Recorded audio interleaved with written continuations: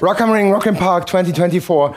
I'm very, very happy to have Atreyu with us. Brandon and Dan, thank you for being here. Thanks for having us. How are you guys? Never better. Yeah. So good. Explain it to me. We are in Germany playing festivals. It's summertime. The weather is beautiful. And we're sitting right here with Morecore. What could be better? Okay. Life is great. Yeah, life is great. Life Definitely. is great. And you have a beer and everything. So. Yeah. And this is like this is Radler. That's a nice thing too. Warsteiner will love that. So thank you for being here. Let's have a talk. I mean, Atreyu, you do music for such a long time, and you recently announced. Let's start with that perhaps first, because you, of course, you're playing festivals, but you recently announced that you will play the Curse anniversary show, 20 years of the Curse, in October. How is that for you to do this? I've read an interview in that, and you said it was your first big moment as a band. And how is that for you? For me, it's crazy to think about being a band as long as we have, and having even a couple records that people care about enough that we can like do an anniversary show and it's special, you know, like that. It's an insane place to be where we've been doing this for so long. And we started this band as literal like children. Like I was 17 when we first started touring. He was 18.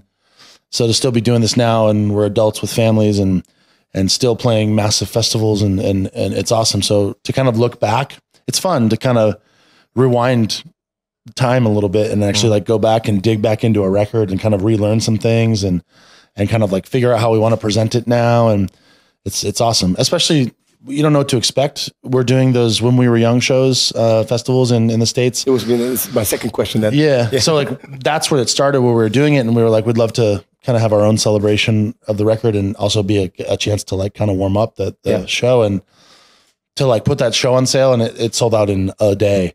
So it's like, for us, that's just, that's cool. That feels awesome. Can we expect some specials at that show?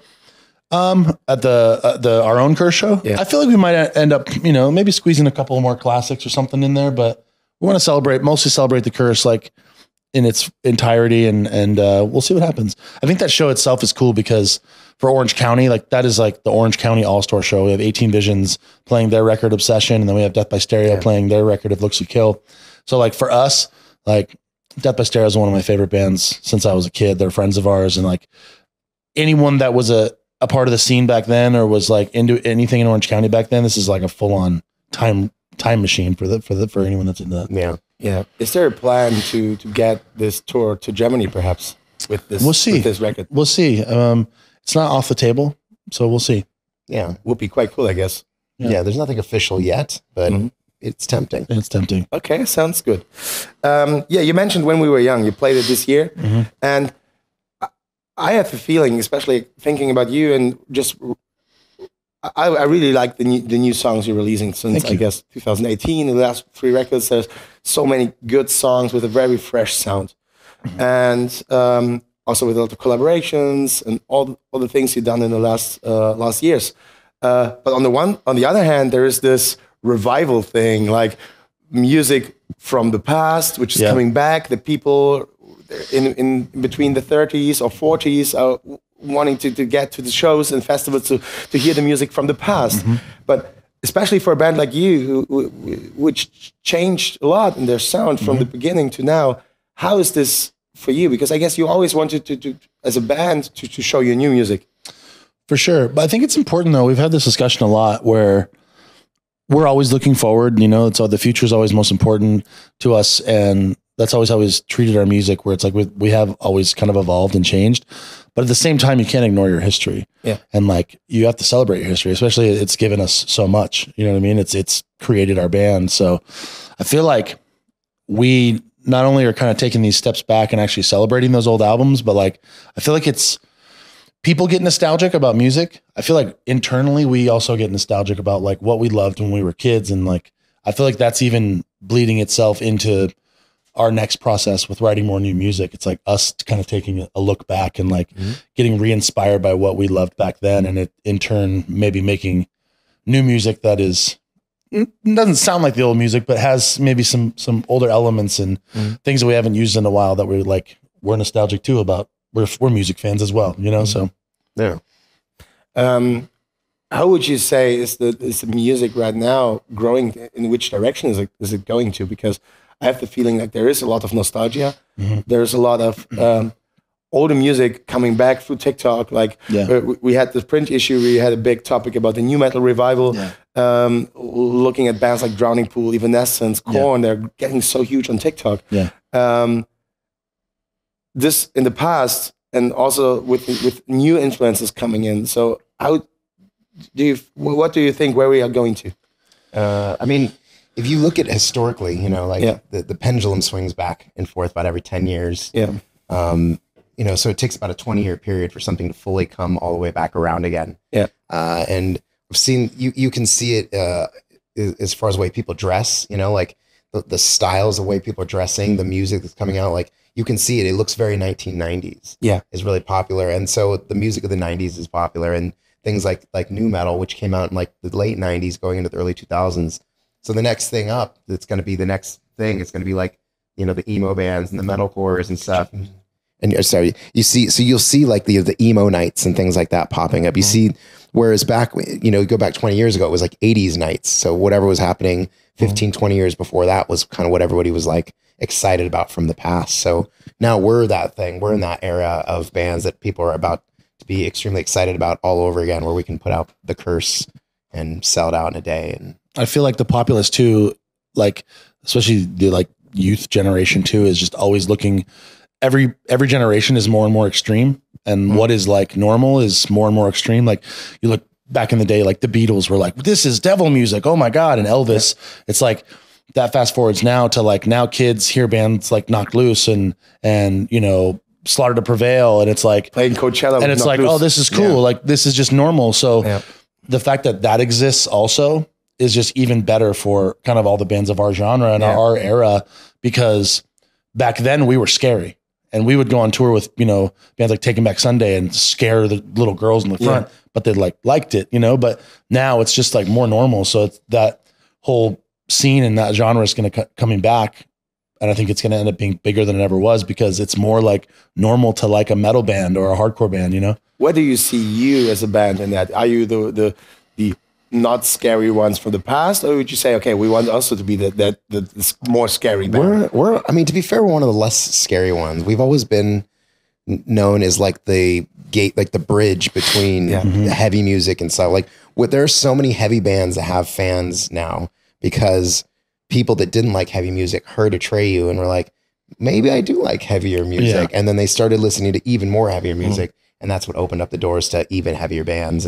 Or the other way around, people that are like, I don't like softer music, I only like heavy music. Then they hear our band and they're like, maybe there are softer elements that I do like, that I want, and that leads them into the other side. So we kind of bridge that gap, and that's kind of been our special spot. I feel like I personally too, and I think it's generally throughout the band right now with like writing new music. I almost have a similar mentality that I did when I was a teenager, where like as a teenager, you wanted to like you didn't want to like be the vanilla, like popular thing. It was like, I wanted to be weird and edgy and like, let's do shit that no one else is doing. And like, let's be heavier, right? You know, let's mix styles that don't make sense and whatever. I'm like back to that mental state now where it's like, oh, I have no desire to be like a middle of the road vanilla band. Like let's push the envelope and try and just like, you know, outprove ourselves again, you know? So it's funny. Like my brain is going back to teenage mode, you know?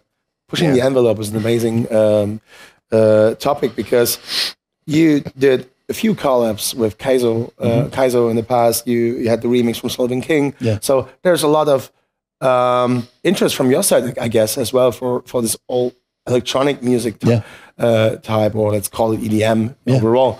Where is it coming from? So the Kayzo thing came from him. Just he approached us to do the initial song we did with him, Battle Drums, and before then we had like planned to go in the studio with him, and a little bit before I got approached by another DJ duo called Adventure Club, and they were doing a show in LA, and they do like a remix of Lip Gloss and Black, and they were like, would you come out and play drums for that? They did a big show in LA. So I went to that show, and I've been to EDM shows. I've been to like Skrillex shows like back in the day and all this stuff. And I knew the energy, but like I went to that show and realized that not only did like probably 50% of the crowd have like Gojira and like fucking like Whitechapel shirts, like all these like death metal bands and all these heavy bands, but the crowd at those shows were going harder than any metal show I've ever been to in my life. So when we went in and did the song with Kayzo, it was like, let's not make this a Kayzo song with Atreyu on it. Let's really blend what we both do. And like that song's in the set list to this day. And it was a random release. There was no push behind it. And it's like one of our more popular songs. And when we play it live in a rock atmosphere, it goes fucking ballistic.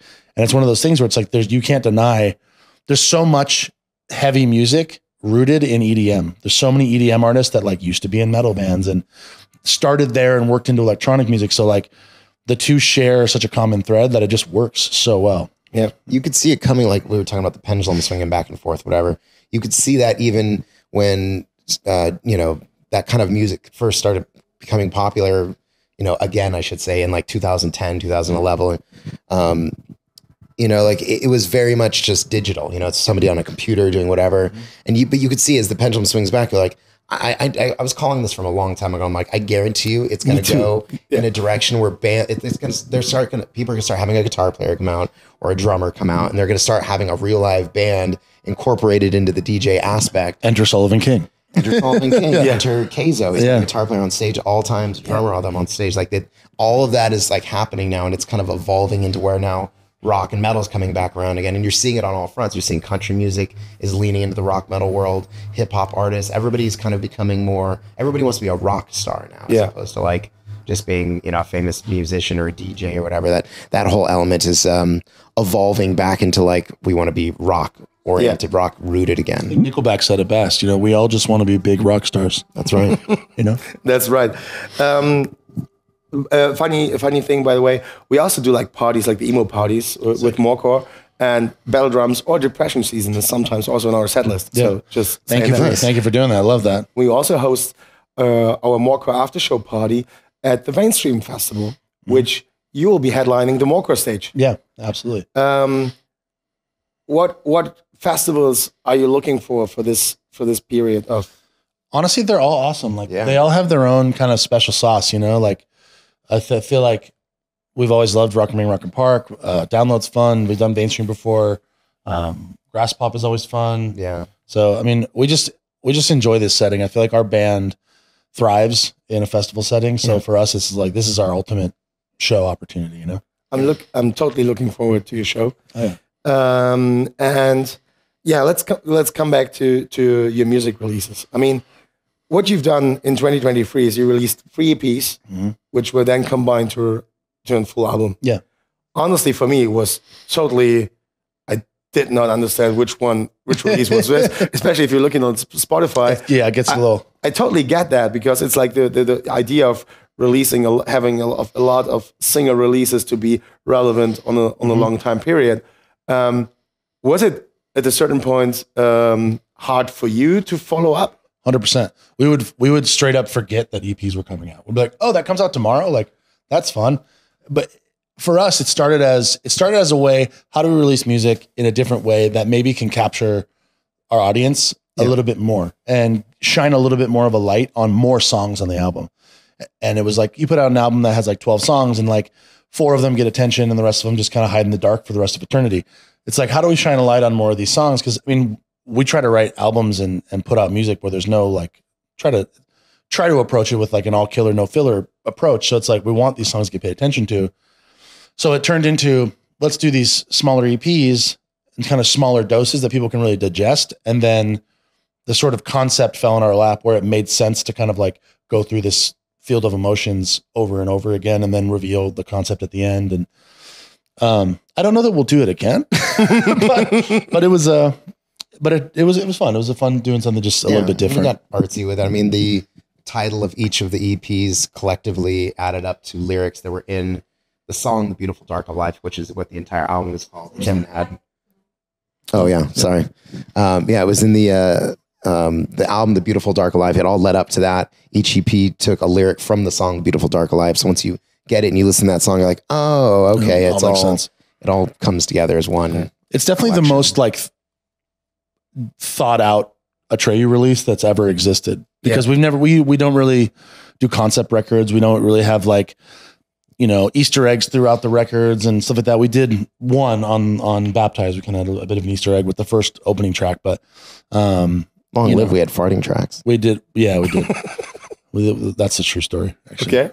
We were the only one doing the releasing though, if you know what I mean. We had a stereo mic recording just for farts. And then I'm totally in that. Tell me more. So we didn't actually end up doing it, but our idea was make a fart, record all our farts through the whole thing. And then this is what the kids want to hear. And then we said it would be awesome to make literally one copy of the CD and one copy of the vinyl that throughout the whole album was just farts all over the place. And if you got the one, like that's the fart CD, but we didn't end up doing it. There's still time though. You should definitely do that. Yeah. Like we had a mic set up for this. Could you imagine getting your CD and like, this artwork looks different than usual, and then being like, you open it and it's like the Willy Wonka golden ticket, the brown ticket, I guess. Yeah. It's amazing. I'm really into that. Yeah, we're visionaries. We're visionaries, guys. Yeah, I mean, this is highbrow stuff. We'd have a mic set up, and we'd be like, we're tracking something. Like, Fred Archambault was the guy was tracking something. I'm gonna Fred, fart, and he'd be like, click over the fart mic real quick, and you'd go over and yeah. Or you can do it like the Wu-Tang, the Wu-Tang record. Just sell one. So there's still time. We're not stopping anytime soon. Do that. Farting or making music. Or ask Kayzo or Sullivan King to do a remix with your farts. Well, can you imagine dubstep farts? Gosh. There are artists which sounds quite similar to farts. Yeah. It's already there. As I teach my children, if you don't fart, you die. Yeah. So remember that. Thinking about the records, there's was one reimagined version of a track from your last record. But what's coming up next? There may be some things involved with that coming out. Nothing's announced yet, but we'll just say there might be something involved in that kind of reimagination of things. And then we have already begun writing what will be the next Atreyu record. We went to Tokyo last month and rented a house and brought our producer and wrote 6 songs in Tokyo, and we're going to do the same thing. We're going to go to an island off the coast of Seattle in the States in September and write some more, and kind of taking a different approach and just having fun with writing and essentially just forcing it into vacations. But so far it's proven to come up with some really, really fucking awesome music. So there'll be the next 2 years, I think, is going to be a lot of fun for Atreyu fans. What can we expect sonically? More metal. Zoolander? Yeah, Zoolander. Okay. We literally wrote a song. We wrote a song. The whole song was based on the fact that we were coming back from lunch, and one of us said, "What is this? A center for ants?" And then we got back to the studio, and our producer put it in the computer and made it into a center for ants. And we're like, "Oh, cool!" And we literally took the tempo and wrote a song around it. Nice. This is where songs come from, people. But anyways, I would say honestly, I think it's more metal than we've been in a long time. Yeah. It's a little bit more like brash and aggressive than we've been in a long time. It sounds like we've been listening to our favorite bands from the 90s that are metal. Which was it? In Flames. A lot of In Flames, Soilwork, Hatebreed. Cave In. Yeah. So, yeah, we watched Hatebreed last night. It's rare that you see like most of our band watching a show, and I think all of us were watching Hatebreed last night. It was sick. Nice. Guys, thank you very much. It was a pleasure talking to you. Yeah, you as well. Thank you so much. I'm really looking forward to your show here, looking to your show at the Mainstream Festival. Yeah, that's going to be awesome. Thank you very much for being here. For sure. Thank you. Appreciate it. That was it. Thank you very much. In case you got any questions, you know that game, just write a comment in the comment section. Follow the channels. Thank you very much.